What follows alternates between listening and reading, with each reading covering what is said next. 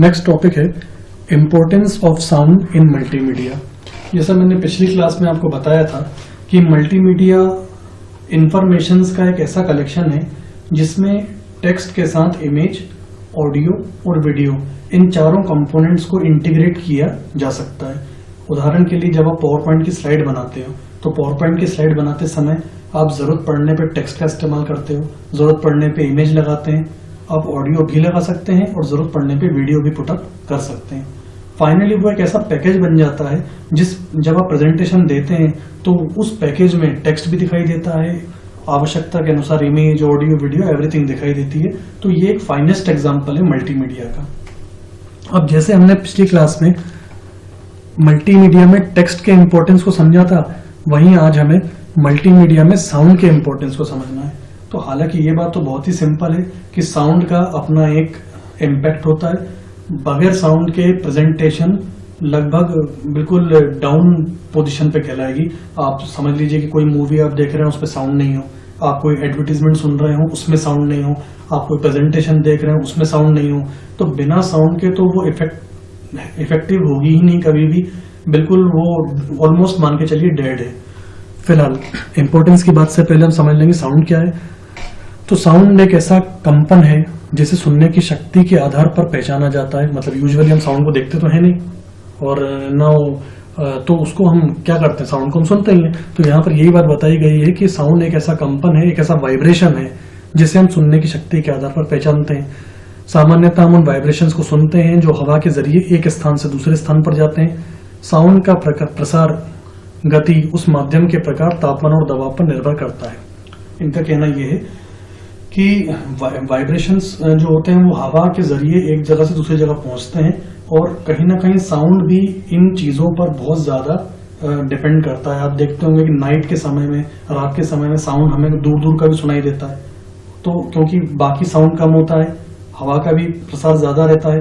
तो जैसे जहां हवा जाती है तो साउंड कहीं ना कहीं उसका इफेक्ट उन चीजों में पड़ता है। तो कुल मिला के यहाँ यही बताया जा रहा है कि साउंड की जो प्रसार गति है, प्रसार गति मतलब साउंड का एक जगह से दूसरी जगह पे ट्रेवल होना, जाना, तो वो साउंड का जो गति है वो कहीं ना कहीं तापमान और दबाव पर भी निर्भर करती है। हालांकि इसका बहुत ज्यादा इफेक्ट नहीं पड़ता, लेकिन फिर भी इम्पैक्ट तो थोड़ा बहुत तो पड़ता ही है।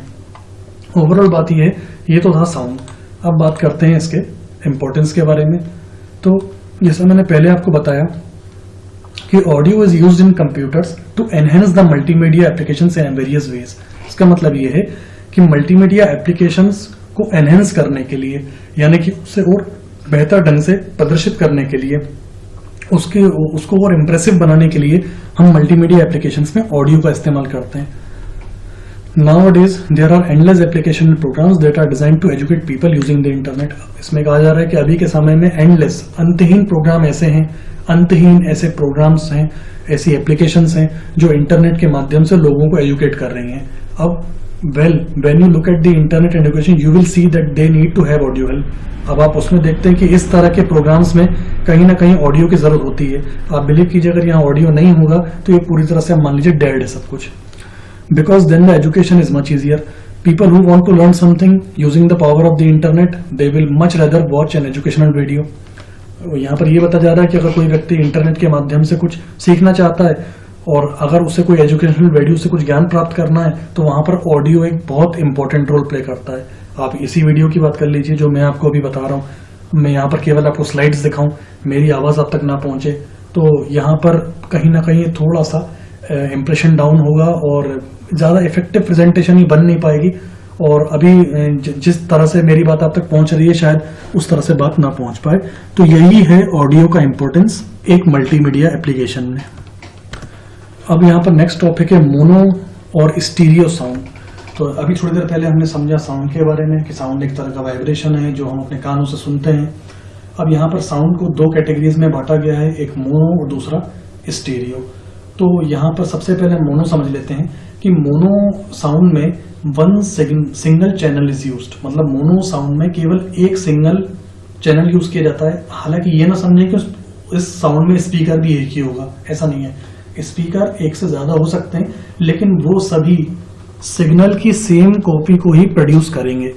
इन monoral sound one single channel is used it can be reproduced through several speakers. हालांकि ये साउंड कई स्पीकर्स के द्वारा दिया जा सकता है, लेकिन वो सारे ही speaker same copy of signals को ही प्रोड्यूस करेंगे। आपने सुना होगा इसके अलावा सराउंड साउंड आपने सुना होगा। सराउंड साउंड आप जैसे डिजिटल बड़े बड़े आप वो डीजे वगैरह देखते हो, सराउंड साउंड अलग अलग स्पीकर्स, कोई उसमें मोटी आवाज निकालता है, कोई पतली आवाज निकालता है। वो ऑडियो एक ही है, लेकिन उस ऑडियो को उनने अलग अलग स्पीकर्स के थ्रू एक्सट्रैक्ट कर दिया।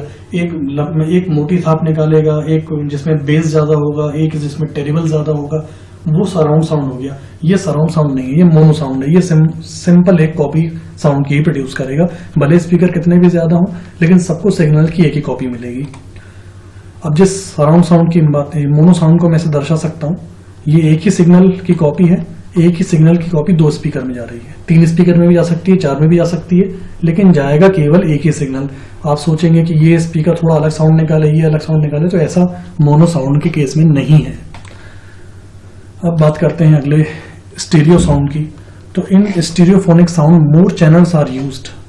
इस तरह के साउंड में टिपिकली 2 तरह के चैनल्स यूज किए जाते हैं। जो मैंने सराउंड साउंड की आपसे बात करी वो इससे भी ज्यादा इनहेंस्ड है। ये सराउंड साउंड से छोटा वर्जन माना जा सकता है। अब इसमें कहा गया है you can use 2 different channels and make 1 feed speaker to the second feed speaker which is the most common stereo setup. This is used to create directionality perspective space. तो जैसा मैंने आपको बताया कि यहाँ पर सिग्नल्स अलग अलग हो सकते हैं, जिसको मैं इस चित्र के थ्रू दर्शा सकता हूँ। देखिए यहाँ पर 2 अलग स्पीकर हैं, एक को अलग सिग्नल मिल रहा है और दूसरे को अलग सिग्नल मिल रहा है। तो यहाँ पर साउंड की थोड़ी वैरायटी बढ़ जाती है। और यूं समझ लीजिए कि मोनो साउंड की तुलना में स्टीरियो साउंड थोड़ा सा ज्यादा इम्पैक्टफुल होता है, ज्यादा इफेक्टिव होता है। अगले टॉपिक में साउंड की हम 2 कैटेगरीज के बारे में बात करेंगे, एक एनालॉग कैटेगरी और दूसरी डिजिटल। तो हालांकि आपने फंडामेंटल्स में पढ़ रखा होगा कि एनालॉग सिग्नल्स वेव्स पर बेस्ड होते हैं, तरंगों पर बेस्ड होते हैं, और डिजिटल सिग्नल डिजिटल बिट्स यानी 0 और 1 पर बेस्ड होते हैं। हालांकि यूं माना जाता है और होता भी है कि डिजिटल साउंड एनालॉग की तुलना में ज्यादा बेटर होता है। ये चीज यहाँ बताई हुई है कि एनालॉग टेक्नोलॉजी में एक वेव इज रिकॉर्डेड और used in its original form. Analogue technology में एक वेव को रिकॉर्ड किया जाता है और उसी के ओरिजिनल फॉर्म में ही उसको यूज किया जाता है। उदाहरण के लिए in an analogue tape recorder, हम एक एनालॉग टेप रिकॉर्डर की बात कर रहे हैं। A signal is taken straight from the microphone. Microphone के थ्रू हमने कुछ रिकॉर्डिंग करी, वो वेव्स के फॉर्म में उस टेप रिकॉर्डर तक पहुंची और फिर टेप ने उसको रीड करा, एम्पलीफाइड करा और स्पीकर पर भेज दिया ताकि साउंड को प्रोड्यूस किया जा सके। तो कुल मिला के सीधा सीधा analogue signal analogue tape recorder में गया, एनालॉग टेप रिकॉर्डर ने उसको रीड करा, एम्पलीफाई करा, स्पीकर पर भेज दिया ताकि वो साउंड प्रोड्यूस कर सके। तो यूं समझ लीजिए कि एनालॉग सिग्नल वेव्स के फॉर्म में होता है। कहीं ना कहीं डिजिटल की तुलना में इसकी क्वालिटी ज्यादा बेहतर नहीं कही जा सकती है, फिर भी क्योंकि ये बेसिक फॉर्मेट है इसलिए इसका अपना एक अलग इंपॉर्टेंस है। सेकंड कैटेगरी की बात करूं तो वो है डिजिटल साउंड। डिजिटल टेक्नोलॉजी ने साउंड को बहुत ज्यादा ऑप्टिमाइज कर दिया है अभी के समय में, और क्योंकि ये बिट्स के फॉर्म में होता है, सिग्नल्स एकदम एक्यूरेट होते हैं।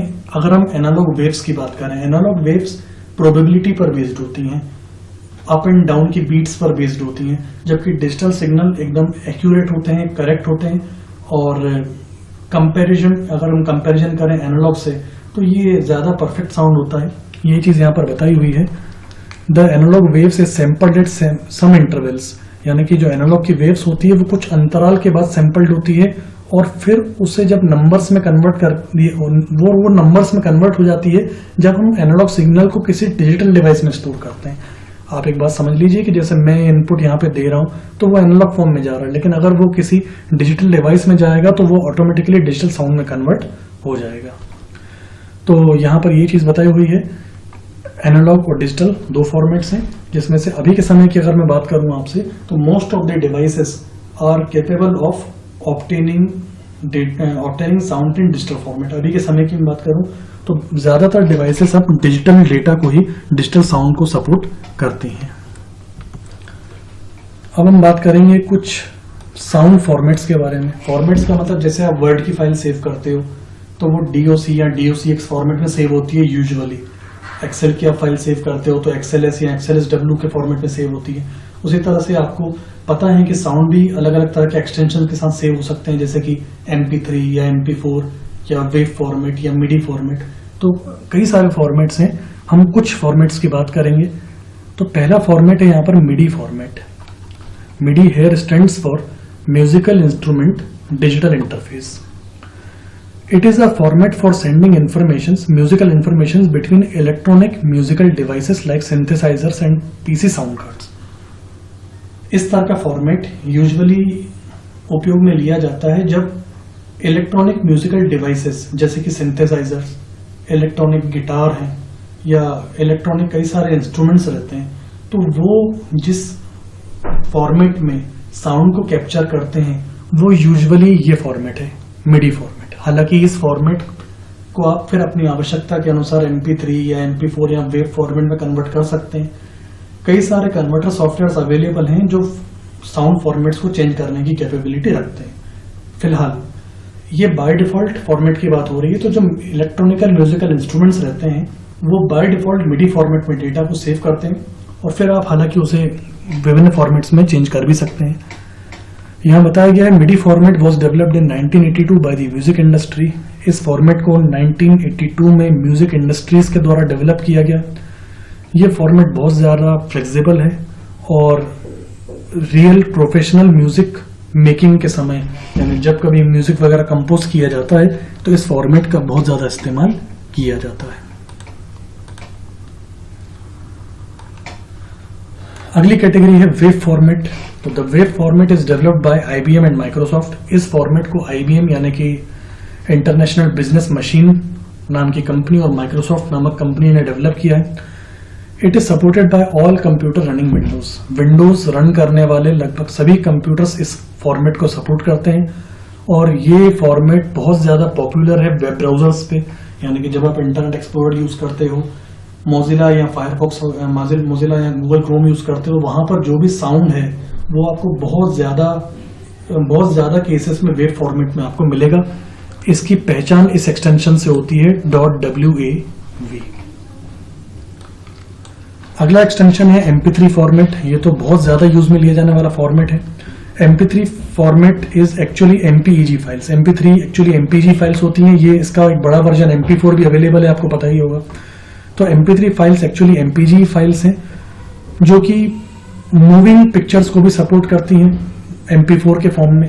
तो ये बहुत ज़्यादा यूज में लिया गया फॉर्मेट है। इसकी सबसे अच्छी बात ये है कि इसका साइज थोड़ा कम रहता है। जहाँ तक देखा जाता है कि वेब फॉर्मेट की जो फाइल्स होती हैं, साउंड फाइल्स, उनका साइज थोड़ा ज़्यादा रहता है, जबकि MP3 की आप बात करेंगे तो इसमें साइज थोड़ा सा कम हो जाता है। ये फॉर्मेट रियल टाइम एप्लीकेशंस में बहुत ज़्यादा यूज होता है और आप मोबाइल वगैरह में भी आप देखेंगे तो आपको MP3 फॉर्मेट बहुत ज़्यादा प्रचलित फॉर्म में दिखाई देगा। तो ये थे कुछ साउंड के फॉर्मेट्स। हालांकि इसके अलावा भी कई सारे फॉर्मेट्स अवेलेबल हैं, MP4 है, AVI है, बहुत सारे फॉर्मेट्स अवेलेबल हैं जो कि साउंड के लिए प्रयोग में लिए जा सकते हैं। नेक्स्ट अब हम बात करेंगे sound editing and mixing softwares. तो नाम से समझ में आ जाता है कि वो एप्लीकेशन सॉफ्टवेयर्स जो इस काबिल हों कि साउंड में एडिटिंग कर सकें, अलग अलग साउंड्स को आपस में मिक्स कर सकें। तो आप देखते हैं DJ के पास कई सारे ऐसे मिक्सर सॉफ्टवेयर्स होते हैं। इंटरनेट पर भी आपको कई सारे ऐसे मिक्सिंग सॉफ्टवेयर्स मिल जाएंगे। मूवीज वगैरह बनाने के लिए वीडियो क्लिप्स हम कई बार बनाते हैं, मैरिज वगैरह के क्लिप्स बनते हैं, कई सारे हम फंक्शंस करते हैं उनके क्लिप्स बनाते हैं। तो ये बहुत कॉमनली आपको भी पता ही होगा, कई सारे ऐसे सॉफ्टवेयर्स हैं जो साउंड में एडिटिंग कर सकते हैं, अलग अलग साउंड्स को आपस में मिक्स कर सकते हैं। तो सिंपली ऐसे सॉफ्टवेयर्स जो साउंड में एडिटिंग कर सकें, मिक्सिंग कर सकें, ऑब्वियसली वो softwares sound editing and mixing softwares कहलाते हैं। यही चीज यहाँ लिखिए। Audio editing software is a software which allows editing and generating of audio data. Audio editing software वो सॉफ्टवेयर हैं जो हमें अनुमति देते हैं ऑडियो को एडिट करने की, मतलब उसमें संपादन करने की, एंड जनरेटिंग ऑडियो डेटा, और नए ऑडियो को जनरेट करने की भी। Audio editing software can be implemented completely और पार्टली एज अ लाइब्रेरी। इसमें कहा गया है कि ऑडियो एडिटिंग सॉफ्टवेयर को हम अपनी आवश्यकता के अनुसार लाइब्रेरी के रूप में यूज कर सकते हैं। जैसे हम बहुत सारे म्यूजिक बनाते जाएं, उसमें कलेक्शन कलेक्ट करते जाएं, या हम इसे पार्टली अपने हिसाब से आंशिक प्रोडक्शन के लिए भी यूज में ले सकते हैं। हम इसे कंप्यूटर एप्लीकेशन के भी रूप में भी यूज ले सकते हैं और वेब एप्लीकेशन के फॉर्म में भी यूज में ले सकते हैं। एक अच्छे साउंड एडिटिंग और मिक्सिंग सॉफ्टवेयर्स में ये फीचर्स की एक्सपेक्टेशन की जाती है कि ये फीचर्स तो होने ही चाहिए। जैसे कि पहला बोला गया है, the ability to import and export various audio file formats for editing. उनमें क्षमता होनी चाहिए कि हम अलग अलग तरह के ऑडियो फाइल फॉर्मेट, जैसे कि wave format, MP3 format, MP4 format, MIDI format, इन सभी तरह के फॉर्मेट्स को इंपोर्ट कर सकें। इन सभी फॉर्मेट्स में फाइल को इंपोर्ट या एक्सपोर्ट कर सकें। रिकॉर्ड ऑडियो फ्रॉम वन और मोर इनपुट्स, अलग अलग इनपुट से हम ऑडियो रिकॉर्ड कर सकें। जैसे आपने माइक्रोफोन भी अटैच कर रखा हो, सिंथेसाइजर भी अटैच कर रखा हो, तो ये अलग अलग प्लेटफॉर्म्स में से हम एक साथ ही कंबाइंड फॉर्म में डेटा को गैदर कर सकें। अब जैसे कोई गाना कंपोज करेगा तो ऐसा तो है नहीं कि वो पहले गा ले बाद में उसमें म्यूजिक फीड करे, या पहले म्यूजिक दे दे बाद में गाना। कहने का मतलब ये है कि हालांकि चीजें पॉसिबल है, लेकिन इफेक्टिवली काम तब होगा जब बहुत सारी चीजें आपस में सिंक्रोनाइज हुआ है, और सिंक्रोनाइज करके सबका कलेक्टिवली डाटा एक ही बार में इनपुट हो सके, तो वो ज्यादा रियल टाइम वर्क कहलाएगा। Edit the start time, stop time and duration of sound. किसी साउंड के स्टार्ट टाइम को सेट करना, स्टॉप टाइम को यानी कि किसी साउंड को काटना, बीच में से स्टार्टिंग देना, उसकी बीच में एंडिंग देना अपने हिसाब से। फेड इनटू और out of a click. Fade into मतलब देखा होगा कई सॉन्ग्स एंडिंग के समय धीमे होने लगते हैं, कई म्यूजिक ऐसा होता है जब एंड होने वाला होता है तो धीमा होने लगता है, तो ये चीज फेड आउट कहलाती है। और शुरू होते समय वो तेज बीट पकड़ता है तो फेड इन कहलाता है। तो ये सब सेटिंग्स करना कि कब उसे फेड इन होना है, कब म्यूजिक ऊपर उठना है, कब डाउनफॉल आना है, ये सब चीजें हम एक्सपेक्ट करते हैं एक अच्छे सॉफ्टवेयर के साथ। Mix multiple sound source tracks, कई सारे सोर्सेस, कई सारे अलग अलग सॉन्ग्स को, ऑडियो क्लिप्स को मिक्स करने की उसमें कैपेबिलिटीज हो। अप्लाई सिंपल और एडवांस इफेक्ट्स, और इनपुट करने के साथ साथ उसमें अलग अलग इफेक्ट्स डालने की भी कैपेबिलिटीज होनी चाहिए। जैसे बीच में हम कई बार चाहते हैं कि कुछ अलग अलग तरह के साउंड्स उसमें डाल पाएं, जैसे आप सीरियल देखते हैं, मूवीज देखते हैं, बीच में हंसने की आवाज आती है या क्लैपिंग्स की आवाज आती है, तो ये ऐसी चीजें हम एक्सपेक्ट करते हैं एक अच्छे एडिटर से। प्लेबैक साउंड के साथ मैनेज करना, कन्वर्जन तो हमने खैर पहले पढ़ा ही कि अलग अलग क्वालिटी लेवल्स के साथ डिफरेंट ऑडियो फॉर्मेट्स के बीच में कन्वर्जन करना। तो ये कुछ बिंदु हैं, ये कुछ पॉइंट्स हैं जो हम एक्सपेक्ट करते हैं, उम्मीद करते हैं कि ये सारे फीचर्स होने चाहिए एक साउंड एडिटिंग और मिक्सिंग सॉफ्टवेयर में। तो फाइनली अब आप समझ गए होंगे कि ऐसे सॉफ्टवेयर जो साउंड को इनपुट करने के बाद, साउंड को लेने के बाद उसमें आवश्यकता के अनुसार एडिटिंग करने की, मिक्सिंग करने की, ऑल्ट्रेशन करने की, उनमें इफेक्ट्स ऐड करने की, और अलग अलग तरह के कई सारे फीचर्स रखते हों, ऐसे सॉफ्टवेयर्स को साउंड एडिटिंग और मिक्सिंग सॉफ्टवेयर कहा जाता है।